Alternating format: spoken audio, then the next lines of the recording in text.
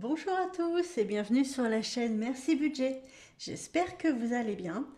Alors ça y est, aujourd'hui c'est la dernière vidéo de cette petite série qui est consacrée au budget de A à Z.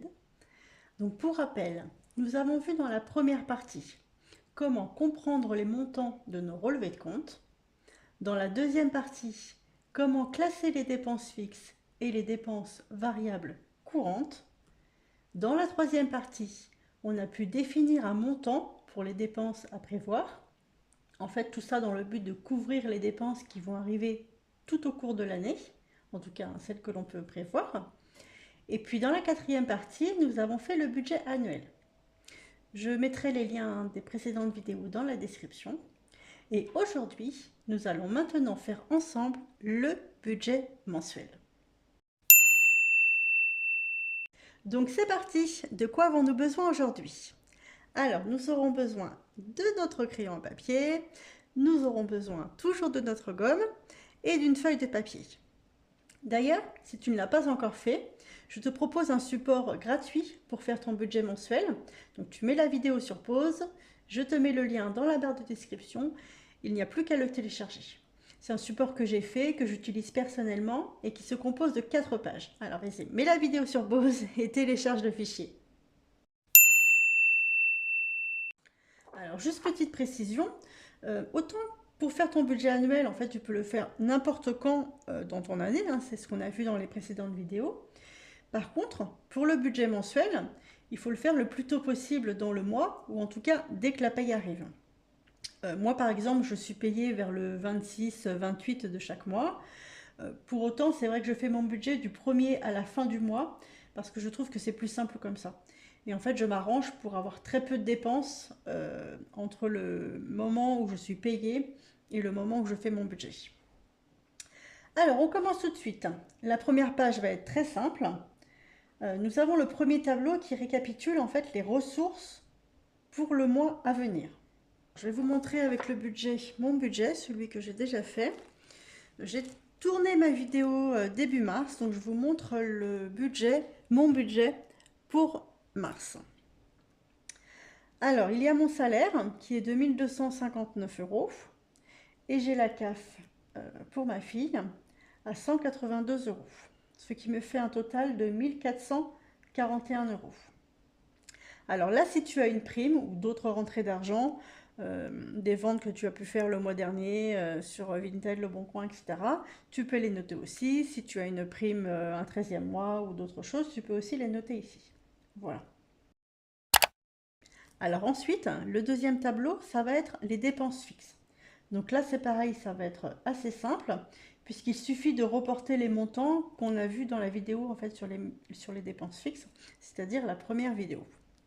Rappelle-toi, on avait listé toutes les dépenses fixes du mois, voilà, c'est ici, avec le montant en fait à côté. Le crédit maison, le montant mensuel 314 €, l'assurance emprunteur 15 €, etc., etc. Donc je reporte ici le crédit maison 314 €, Total Énergie 54 €, l'eau 11 €, l'assurance maison 8 €, l'assurance emprunteur 15 €, la crèche 125 €. Donc ça, comme je disais, hein, c'est des montants qui sont à multiplier par 2, puisque ça c'est ma part. Pour rappel, avec mon conjoint, on fait 50-50 sur les dépenses qui sont communes. J'ai noté ici que c'est sur le conjoint. Et donc ces montants sont à multiplier par 2 pour avoir le vrai montant. Il n'y a que le téléphone portable que je paye seul et il me coûte 7 € par mois. Nous faisons ensuite le total des dépenses fixes qui s'élève donc à 534 €. On peut calculer le reste à vivre, c'est-à-dire les ressources moins les dépenses fixes, et donc j'ai un reste à vivre de 907 €. Alors, pour la deuxième page, donc là nous sommes sur les dépenses variables courantes. Alors, les dépenses variables courantes, c'est ce qu'on avait vu dans la deuxième vidéo. On avait fait aussi les calculs. Donc là, c'est pareil, il va juste y avoir un reporté. Alors, où est-ce que c'est? C'est ici. Donc ici, j'avais compté 200 € de courses, le carburant, mes achats perso, etc. Et donc là, il y a juste à reporter et éventuellement à réajuster à la hausse ou à la baisse. Alors pour les courses, j'ai prévu 210 € pour ce mois de mars parce que comme tout le monde le sait, les courses sont nettement augmentées. Donc du coup, je prévois un petit peu plus pour mes courses. Pour rappel, ça c'est juste ma part, hein, puisque mon conjoint paye exactement la même chose. Ensuite, les dépenses pour ma chopinette. J'ai prévu 10 € pour ce mois-ci. Pour rappel, elle a 2 ans, elle a très peu de dépenses. Euh, Quelques vêtements, mais j'avais déjà acheté un petit peu avant. Donc il n'y a pas de souci, 10 €, il n'y aura pas de problème avec ça. Ensuite, les restos, les sorties en famille. J'ai prévu 25 € pour ce mois-ci, en sachant que j'avais déjà des places pour le bowling et qu'on fait aussi beaucoup de sorties gratuites. Donc 25 €, pour rappel, c'est encore ma part, hein. Mon conjoint paye la même chose, donc il ne devrait pas y avoir de souci non plus là-dessus. La santé, la pharmacie, j'ai prévu 15 € pour tout ce qui n'est pas remboursé. Le carburant, 180 €. Mes frais bancaires, ils sont à 2 €. Je suis toujours à la banque postale. Il va falloir que je clôture mon compte. Mais c'est vrai que je ne sais pas encore trop comment faire. J'ai mon livret A et mon LEP qui sont à la banque postale et il va falloir que je les mette ailleurs. Mais je ne sais pas trop encore si je transfère tout sur mon compte Boursorama ou si j'ouvre encore un autre compte. Enfin, il faut que je réfléchisse à tout ça. Donc pour l'instant, je paye toujours mes 2 €. Ensuite, mes achats perso, j'ai budgétisé 20 € pour ce mois-ci. Ça, c'est vraiment mon cœur de problème, mes achats perso, c'est que j'ai du mal à dépenser cet argent. Donc voilà, 20 €, j'espère que j'arriverai à les dépenser ce mois-ci. C'est en fait le cœur de mon problème, c'est que je n'arrive pas forcément à faire des dépenses pour moi. Ensuite, la nourriture extra, c'est pareil, j'ai budgétisé 10 €. En général, je ne l'utilise pas. Voilà, mais ça serait pas mal que je me fasse un petit peu plaisir aussi. Et mon épargne, qui est un virement automatique à chaque début de mois, qui est de 100 €. Je verrai si je l'augmente ou si je le baisse, puisqu'on a des projets de travaux. Donc à voir. Donc le total de mes dépenses variables s'élève à 572 € pour ce mois de mars. Passons à la troisième page. Alors là, nous avons donc les dépenses qui sont approvisionnées. Alors les dépenses approvisionnées, c'est ce que nous avons vu dans la troisième vidéo sur toutes les dépenses approvisionnées. Rappelez-vous, hop, c'est pas ici, c'est pas ici, c'est ici.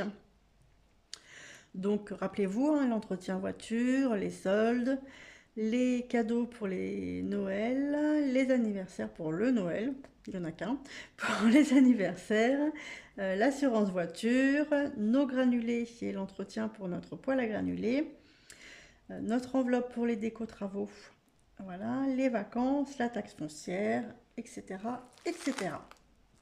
Alors, du coup, l'entretien voiture, nous avions donc un montant de 600 € annuel.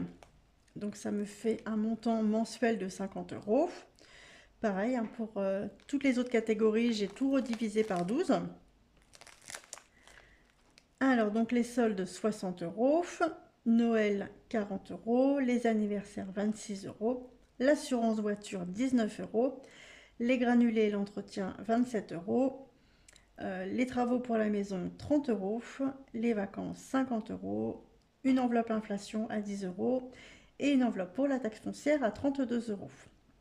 Ces dépenses-là, hein, pareil, j'ai mis un multiplié par 2, c'est pour vous montrer que ces dépenses sont faites à deux, et donc ça, il s'agit simplement de ma part, mon conjoint paye la même chose. Donc en fait, c'est vraiment ça, hein, les dépenses approvisionnées, c'est mettre des catégories, c'est faire des catégories, c'est prévoir un montant et mettre ce montant dans ces enveloppes. Et donc ça, tout au long de l'année. On voit hein, que pour Noël, bah, comme tout le monde le sait, c'est au mois de décembre, mais déjà au mois de mars, je budgétise 40 €. Et tous les mois, ça sera grosso modo la même chose pour arriver à mes 480 € à la fin de l'année pour Noël.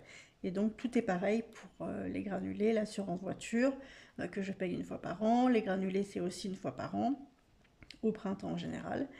Les déco-travaux, les vacances qui sont au mois de juillet pour cette année. Donc voilà, donc là l'idée c'est vraiment de mettre des montants prévus dans les catégories tous les mois pour pouvoir être serein en fait quand l'événement arrivera, hein, Noël, quand les vacances arriveront, quand la taxe foncière tombera. Cet argent, je l'aurai déjà mis dans une enveloppe, en épargne, mettre de côté comme vous voulez. Et donc quand la taxe foncière tombera, j'aurai l'argent nécessaire pour la payer. Là, on voit vraiment tout l'intérêt de faire son budget annuel et de faire son budget mensuel. C'est vraiment d'être serein quand la dépense arrive. Donc, on peut voir que le total de mes dépenses approvisionnées s'élève à 344 €. Donc, je reviens un petit peu dessus, mais là, on voit vraiment l'importance de faire son budget. Puisque, pour rappel, je touche 1441 €. Et donc, sur ces 1441 €, tous les mois, il y a 344 € qui partent virtuellement, puisque ce sont des montants qui ne vont pas partir ce mois-ci au mois de mars. Mais il y a 344 € qui partent virtuellement, et ça, tous les mois. Donc effectivement, si je vivais avec cet argent, il y aurait forcément un problème quand il y aurait la taxe foncière, quand il faudrait payer les granulés, etc. Donc c'est vraiment tout l'objectif, c'est vraiment super important de pouvoir provisionner ce montant pour ensuite être tranquille quand les dépenses arrivent. Alors, j'espère que je suis assez claire.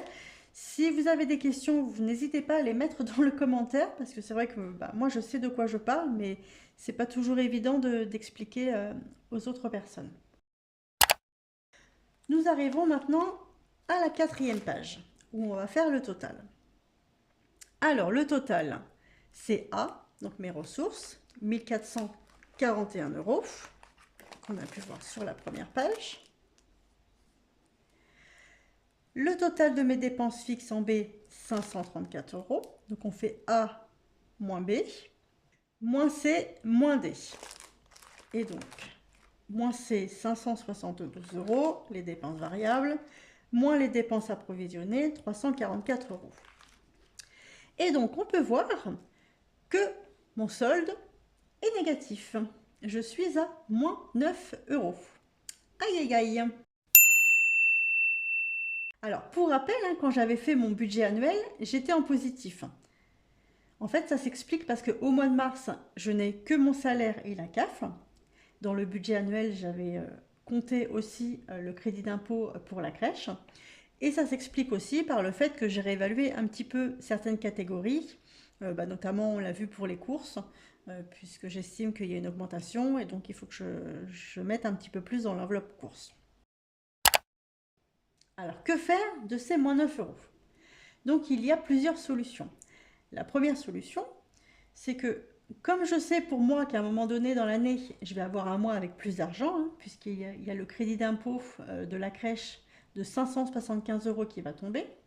À ce moment-là, si et seulement si j'ai déjà de l'argent de côté, je peux me permettre de jouer entre guillemets avec mon argent et de faire un virement de mon compte épargne vers mon compte courant pour revenir en positif tous les mois.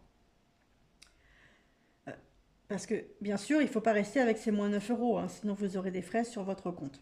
Donc effectivement, je peux rajouter un petit peu tous les mois de mon compte épargne à mon compte courant.